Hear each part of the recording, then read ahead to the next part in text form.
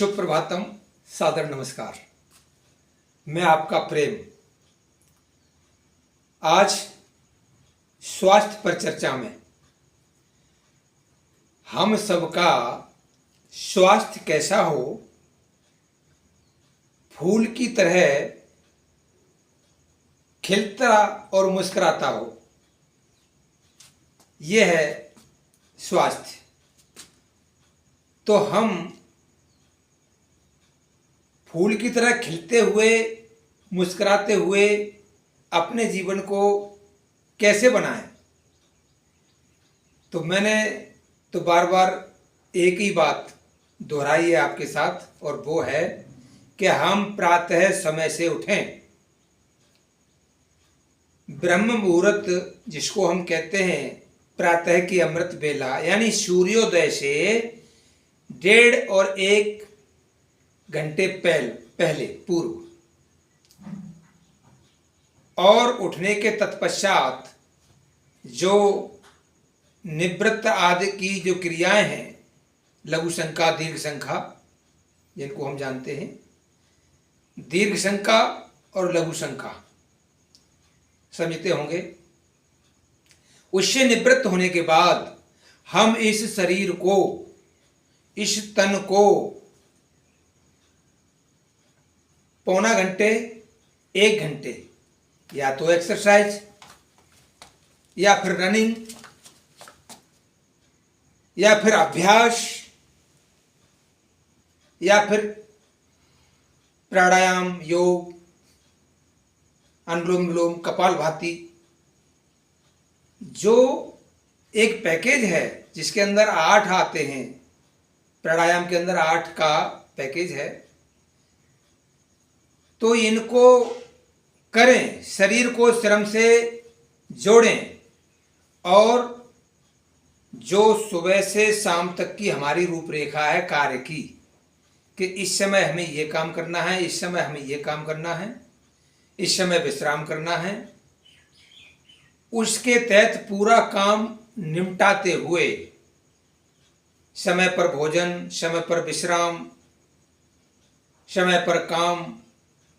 देखो, बहुत सरल बात है, कोई मुश्किल नहीं है।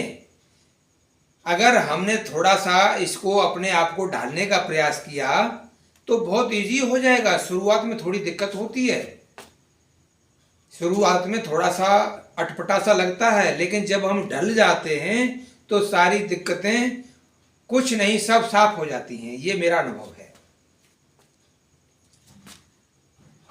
तो स्वास्थ्य पर हम जो चर्चा कर रहे हैं कि शरीर का और स्वस्थ का अटूट संबंध है, श्रम का और शरीर का। स्वास्थ्य के लिए, स्वास्थ्य के वास्ते इस शरीर और परिश्रम, यही परिश्रम नहीं होता है, परिश्रम, हार्ड वर्किंग भी परिश्रम होता है, एक्सरसाइज भी परिश्रम होता है, और विशेष रूप से हमारा आहार जिम्मेवार होता है।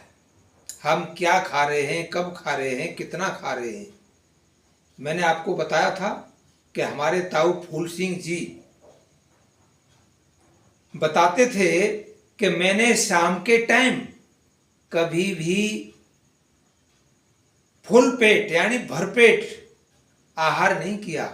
शाम के टाइम बहुत कम आहार पर वो रहे, और पूरे 103 साल बताते हैं, उनके मुखारबिंद से हमने सुना था, और जिए, और अपने दिनचर्या के दैनिक काम मरते मरते तक भी स्वयं नहाना, कपड़े अपने धोना, हैंडपंप पर पानी चला करके, बाल्टी लेकर के बाल्टी से स्नान करना, ये मैंने उनको देखा। उन्होंने कभी किसी से मदद नहीं मांगी। एक बार पड़ गए थे, कूली टूट गई थी, वो भी उनकी ठीक हो गई थी बुढ़ापे में। उसके बावजूद भी ये सारे काम करते रहे। तो ये है श्रम का और आहार का परिणाम।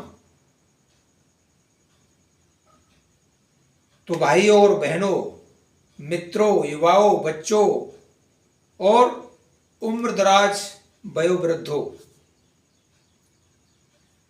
बहुत छोटी बात है लेकिन बड़ी काम की बात है कि हम अपने आहार को पहचानें। कौन सा आहार हमारे हितकर है और कौन सा अहितकर है। आजकल के बाजार में आहारों का ढेर लगा पड़ा है और हमारे बच्चे उन की तरफ आकर्षित होते हैं। खास तौर से जो जंक फूड, फास्ट फूड, विदेशी फूड है सारा, जिसको मैं तो फूड फूड भी कहता हूं अपनी भाषा में। तो भाई उनसे बचिए।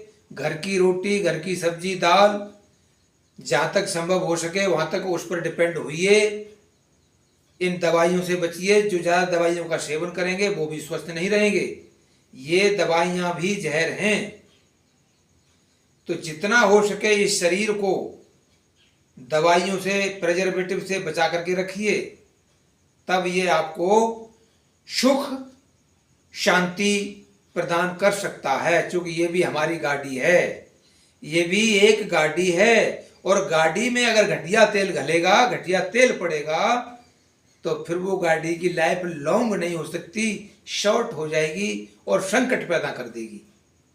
तो भाई इस गाड़ी में अच्छा ऑयल, अच्छा राशन, ऑयल का मतलब मेरा अच्छा राशन, तेल पानी अच्छा डालिए, शुद्ध डालिए, पौष्टिक डालिए, तो आपका स्वास्थ्य बचेगा। अगर हम स्वस्थ हैं तो हमारा मन भी, यानी तन स्वस्थ है तो हमारा मन भी, मानसिकता भी स्वस्थ होगी।